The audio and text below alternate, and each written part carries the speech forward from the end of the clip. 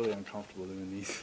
So you can bear with me. I'll probably rattle for a while, and maybe I'll start to make some sense after that. My name's Murray. I'm an alcoholic.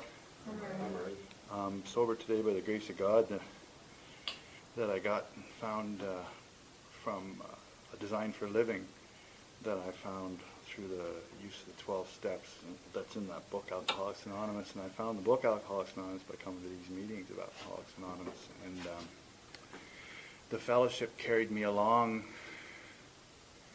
until I was able to do the work, and make that contact, to have that spiritual experience, to survive today and maybe try to make a difference. I get so scared.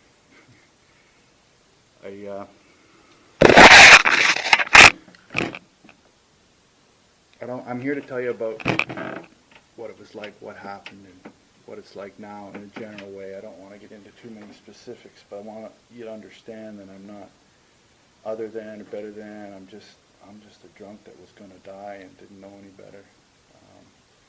And something changed, and today I find myself useful and able to help out, try to carry the message.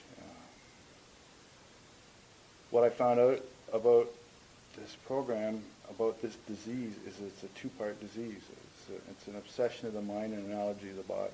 And I say it often enough, I get a little sick of my own voice, but it needs to be said, and it needs to be said often, because we forget, right? Our mind helps us to not remember what it was like.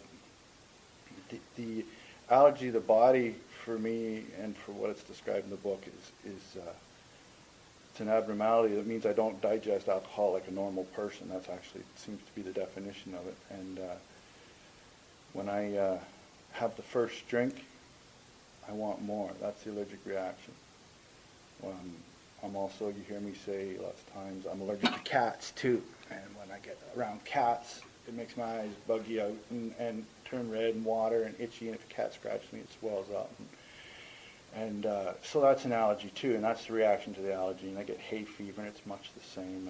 And you hear people with strawberry allergies and fish allergies, and it makes their throat swell up, and that's their reaction.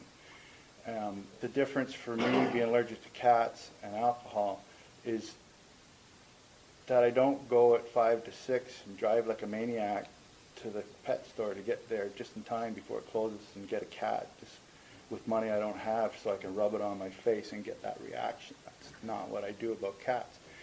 But I do that with alcohol. I'll spend money I don't have. I'll steal from people that I love. I'll do whatever I have to do to get that next drink, and I have, and there's a lot of damage. And so there's something else going on besides the physical allergy. That's the mental obsession. The obsession, to me, is like a little snake in the back of my mind that says, "Go ahead, it'll be different. It'll be all right. This time, it's that pet store down the street you've been hanging out. That's a rough crowd. It's those Persian cats you've been hanging out with. It's if you only had black cats in your house, you'd be okay, And it's like that with alcohol. I tell myself every story, and I tried every way to stop drinking, and it just never amounted to anything. Never amounted to anything. It only got worse. So, if I'm allergic to alcohol, and I never got exposed to alcohol, I would never know it. So what I like to say here is I grew up in a house where there was drinkers, and in the time when I grew up in the 60s, everybody drank. Well, it seemed like lots of people drank. That's just the way it was, Used to sit around the house. I grew up in Port Sydney near here, and it was country, man. You had 2 channels maybe if it wasn't bad weather on the television, and the radio was back to the Bible or whatever after 6 o'clock, and not a lot happened. The discussion was important, and we'd sit around, and it was quiet, it was dull, but then in the summer, and well, I guess more in the winter too, people would come and visit, and when they visit, they'd bring a bottle with them, or a bottle would come out, a case of beer, and then people changed. People, I don't know if you remember, everybody here's of that age, and things just got better. Stories got told. People would laugh. I mean, you get a guy with a guitar, it's a party. They come from all over, right? And there was a lot of fun with alcohol. And the story of my first drink is something I've been told. I think I remember, but I really don't, because I was somewhere between 2 and 3 years old, and somebody was pouring shots on the counter of rye, and he turned one way to see what they wanted for mix in their drink, and little Murray went around the other way and grabbed a shot and downed it and spitting and choking, and everybody started to laugh, of course, right? And, oh, stop, because I was reaching for the next one, right? I wanted already another one. And that's just a kid, right? But if you need to get that first allergic reaction by being exposed, that was it, early on. And when I got here, I got my 1 month chip, and that made me really think about my 30 days. I had 30 days with no alcohol, and I tried to think back over the years to when I'd had 30 days without one drink of alcohol. I couldn't think of a time. I mean, honestly, there probably was, but there was always, it wasn't like, oh, getting drunk at 7 years old. It wasn't that. It was, finishing off a beer bottle. Go get Dad a beer. Open it up. The cost of delivery was a little sip, right? Just developing that allergy and developing that way of life. And I'm not blaming anybody from that time. It was just the way things were. And people are still alcoholics today with all we know about alcoholism and all we know about drinking. It still happens. It's the disease. It got activated early and often in me. And by the time I was 8 or 9 years old, it was a little more deliberate. And by the time I was a teenager, it was pretty methodical. I had a way, I had a method. I knew how many beer could go missing. I knew how many shots could come out of a bottle. I was never dumb enough to replace it with water. I just, take a little bit here, a little bit there. I wasn't greedy. I just wanted what I wanted. And by the time I was 18, I can remember there was a days, like Bill says in Bill's story, he had arrived. My day was, I had a paying job. I had growing up work. I had an apartment of my own, a little place. I had a bottle of rye on the counter, a bag of weed on the coffee table. I had beer in the fridge. I had the Who on the stereo. Man, it was good. That's how I wanted it. That was my life. That's what I wanted. And I worked pretty hard for years after that to keep it that way. And I'm a determined guy, so I kept it that way despite what else I might have done with that time and that money. I did what I wanted, and what I wanted was just drink and use, So that's what it was like. What happened was it got worse, and I got married, and as long as I was spending money and nobody was getting hurt but me, there was a woman then with her 2 small kids. I'm their stepdad. They hate me like a real dad, and we got married, and she started to notice, and she started to comment, and then in a very nice way. It was my money I was spending, but it was there. The pressure started. It wasn't as much fun anymore, and I more and more methodical about my drinking, about how much was just enough so I could still pay the bills. I remember the conversation outside the beer store with 2 little kids in the back there, and it was middle of winter. I was unemployed, and she didn't. I don't know if she was on mother's allowance or had somebody who was welfare, whatever it was. Things were not good, and we were 24, 25, and we pulled in the beer store. And we're going to buy a case of beer, and we barely had enough food to eat. And the kids said, "What's going on? Why are we going here?" And my wife said, "Daddy's got to get his treat." And they said, "Well, we didn't get no treat, And that hit me hard, and I never let it show, but that hit me hard. And I just mean to say that this disease started slowly creeping into my life, and it was about that time that I thought, well, it's costing too much money. This is kind of dumb. Maybe I should grow up and just stop drinking. So I tried that. I tried not drinking. And if you talked to me in that time, what are you doing? I'd say, I'm not drinking. I'm not working. It's not that I'm working. It's not that I'm looking at going fishing. It's not that I'm doing this, I'm doing that. What I am doing is this activity called not drinking. And I made sure everybody knew, and how hard it was, and how wonderful I was for doing it. Nobody could appreciate enough how much I was not drinking then. And that lasted about 2 years and 3 months and 4 days and 6 hours. That number's bullshit. It's just, it was a specific amount of time, and finally I lost it, and I started drinking again. And not a lot at first, I was at home, I was away, working up north, but I knew it was coming, and I had a good go. I drank a lot, and got home, and that was it, and I wasn't going to drink anymore. I'd had my fun, I was done, I was home, I'm there to be responsible, but the thoughts were there, the thoughts were there, and it was a couple months later, and I had a 26er rum, and then the thoughts were there, and then later on I had a little more, and before you know it, I'm right back to where I was, Geographic cure, moved my family down to London, took hostages. This is the way I think about it now. I took them with me, and she said, I said to her, give it a year, right? Give it a year. and I'll be fine, you know. And got down there, and she gave it 365 days, and we packed the truck, and she came back. And I stayed down there for 2 more years, and in that time, of course, the progression of the disease kept moving forward. And I got more and more depressed, and the thing, it's so hard to pin down that one moment. There were several, but one of the ones that really sticks in my mind was leaving Huntsville. I was working 3 in the afternoon to 11 at night shift. So I'd leave here at 9 o'clock in the morning, and you know that hadn't had any drink since the night before, didn't have anything else left to smoke, and I was driving in the city in a 4-hour run, sweating and talking to myself and getting the way we get when we don't have anything to do. And the closer I got to London, the further I got from home, and the more hopeless I felt. I knew there was going to be at least 2 more weeks till anything good was going to happen in my life. There was no money, there was no love, there was no anything except work and sleep, wishing it was elsewhere, otherwise. And then by the time I got down there, I was in such a state that I hit a panic attack. And I don't know if anybody else knows. I guess that's what they call it. I couldn't breathe. I started hyperventilating. There was a weight on my chest, and I just sat in the car in the parking lot where I was living and breathed until I finally calmed down enough to go to work. And I knew something was wrong. I felt I was going to die. So I made an appointment to see the company doctor, and he I described myself. You know, I was honest. I was scared because I knew not drinking wasn't the answer. Drinking wasn't the answer. Holy shit! Now what, right? I had thought about ending my life. I thought about killing myself. I had different little bridge abutments picked out on the way up north and on the way back. Which one's to hit? Do you leave the seatbelt on so it looks like an accident, or you take it off and maybe there's no insurance? You know, these kind of decisions. I remember at Christmas about that same time on Main Street here, stepping out and not seeing a car that just about hit me, and I stopped and it missed me, and I remember thinking, almost, because that would have been a real accident. That would have been all right.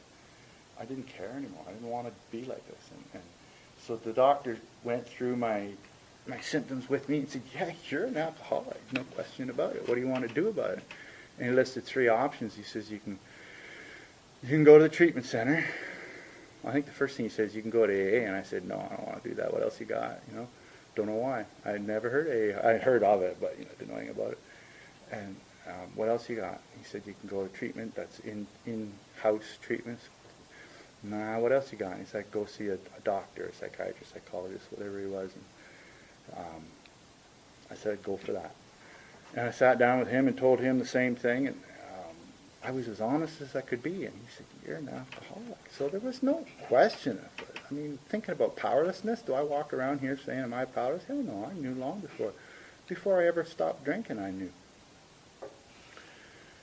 And, but what am I going to do about it, right? And I tried the doctor, and I couldn't bring myself to go to treatment. So finally I decided I need to do this AA thing, because nothing else was working, and I didn't want to die and have people standing around the funeral home. This is the way I thought. I didn't want people standing around the funeral home saying, that dumbass, he didn't even try AA. I wanted to prove to them it wasn't going to work. I never knew who them were, but And so I went, and I didn't go right away. It's a story in itself. I called the number, and I said to the lady, where do you have a meeting here? I told her my address, and she said, there's one tonight at 8 o'clock right here. It's right near you. Oh, what about tomorrow night? What else you got? And she told me about tomorrow night. I said, what about then the Friday? She said, never mind. You got enough information for me. And she hung up. She said goodbye, and she cut me off, And I thought, that bitch, that's, not very nice. And I didn't go to a meeting that night. I called the next night, though, because I knew I had to do something. And I called, and they gave me the address, and I left. It was an 8 o'clock meeting. I left home at 7 o'clock, started driving around the neighborhood, and I drove around the block and found the church. And then I don't know what time it was. Timing-wise, it was getting close to 7:30, and I drove through the parking lot and kept on going, and then I drove in after a while and parked and went inside and went in the basement and found the karate club across the hallway, and I guess that, it's like 7:30, there's nobody here yet. What's going on? This can't be a very good place. And I went out in the car and I sat there, and you know what it is. Nobody comes to a meeting till 5:10, 2, something usually, right? And this place was no different. And I was going to leave at 5:02 if nobody showed up, and man, they came from every direction. It was a men's meeting. There was like 75 guys at that meeting, and they all showed up. Hi, how are you to everybody, and shaking each other's hands, smiling, friendly.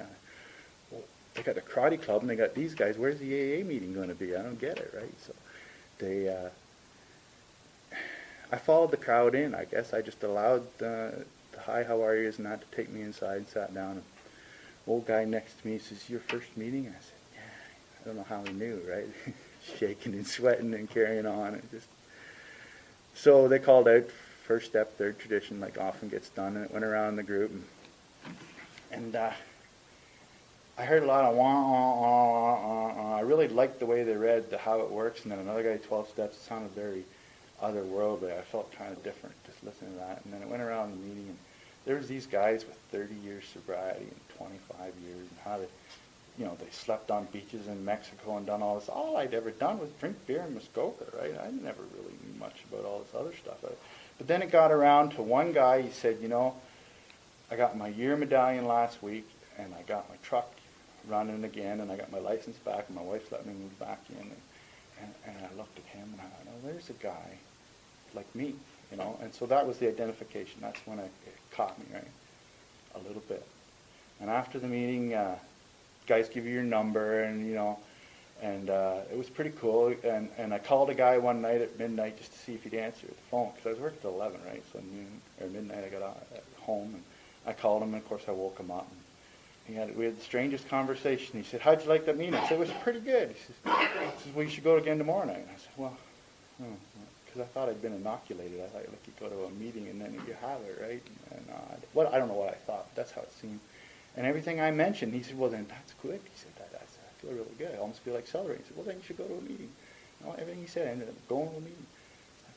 So before I hung up, he got me to commit to go to a meeting the next day, and that was a little smaller meeting, and it was like this with just chairs, but in a circle, and I got a newcomer chip, and I was off. I was something drew me in. People that were smiling and saying they liked me, I guess, and it drew me in, and I started having a different kind of thinking. Instead of thinking about not drinking, I was thinking about going to meetings. And it was like a little geography lesson. Get a map out, find out where the meetings are. It was very absorbing. It was good for me.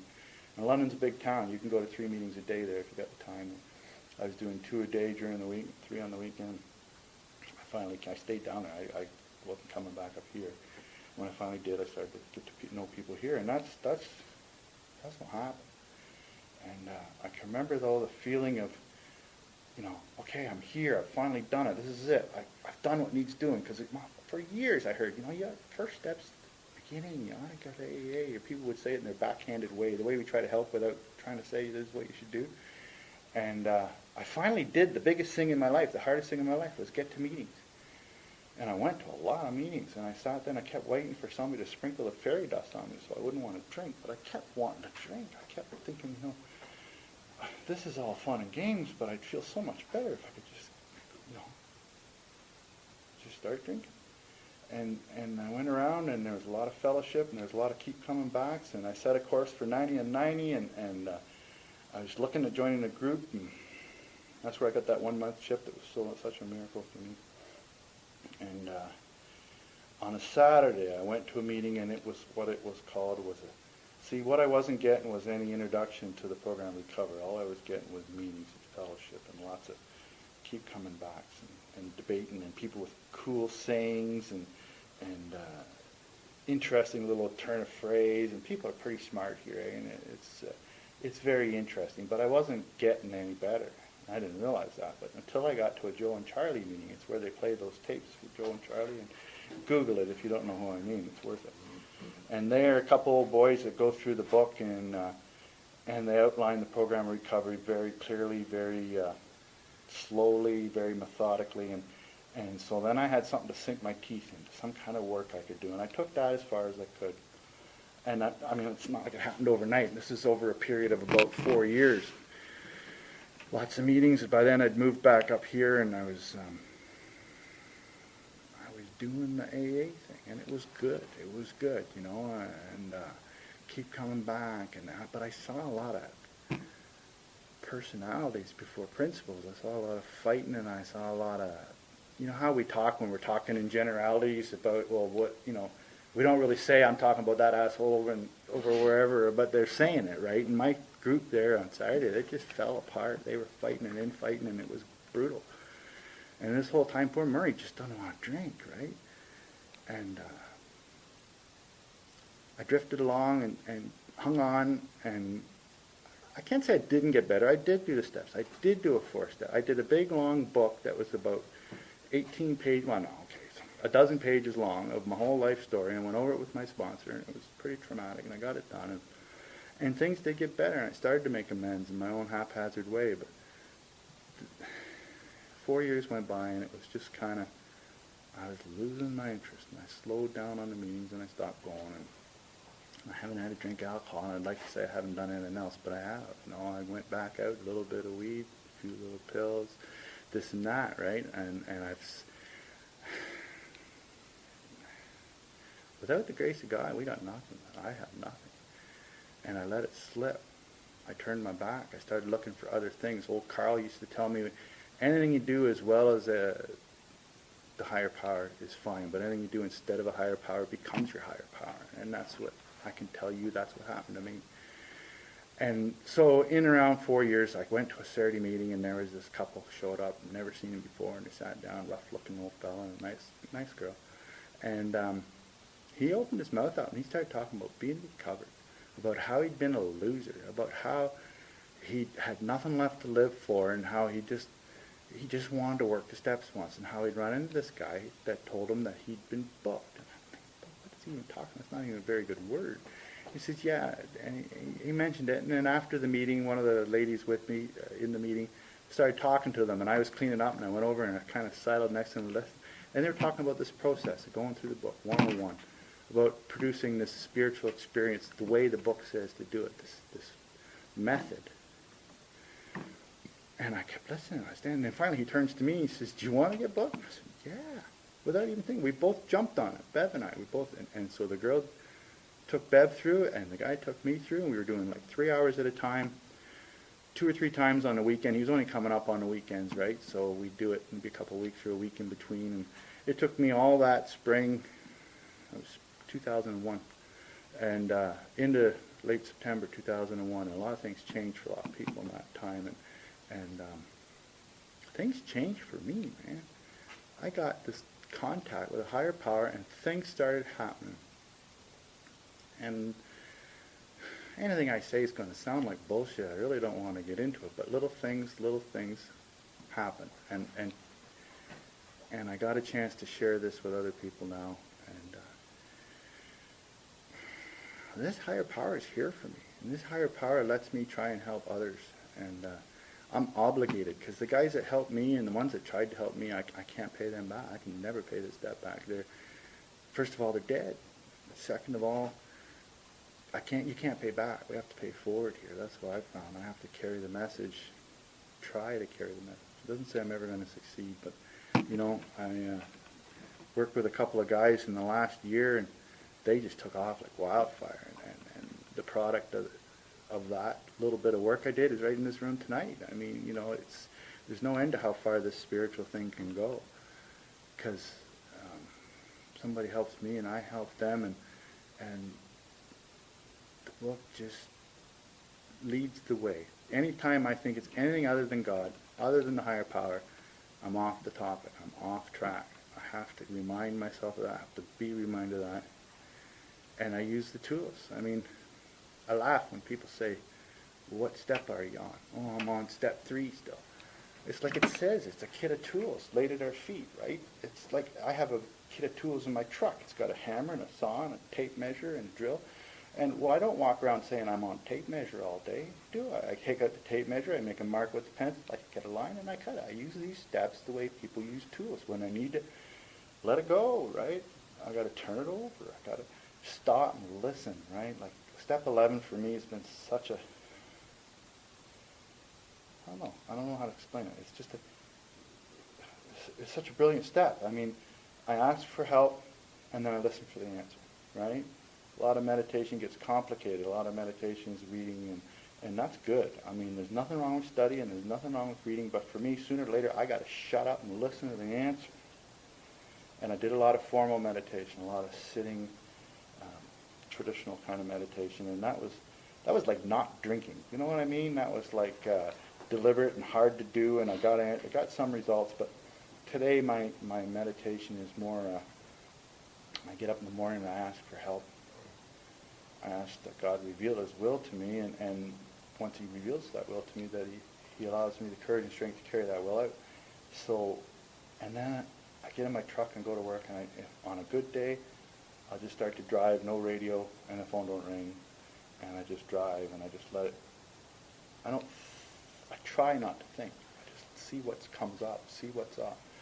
And most days are pretty straightforward. What's the right thing to do? I think the hard part comes when there's a choice to be made and a decision to be made, and that's when I got to work harder at this program. That's when I got to work harder at this contact with God, because, I mean, it tells us we're weaker now. I mean, just look at the math. You're older now. I'm older now than I was. My disease is more progressed than it was. I'm less able to fight it, so I need more help. I have to do more work. I have to work hard at this contact. So rather than go to less meetings, I can't say I go to more. I go to about the same, but I do other things for people. I work one-on-one with others. I come here, and when you people ask me to speak, I get so nervous, but I feel like I'm doing what I got to do. I'm doing what I'm asked to do. I never say no. I never say no. I can't. And all I can hope for you guys and anybody who wants to listen is that you get the same thing. Just do the work. It's available to any of us. I never met anybody too dumb to get this program. I met a lot of people too smart, like what you said there. It's easy to complicate it, and I'm a complicated person. I've tied this thing up in knots and untied it, tied it up again, and now as soon as I start thinking twice about something, I just try and do backflips to keep from making it worse. And it always comes back to do the right next thing, shut up and listen, and the answers always come in time. The work.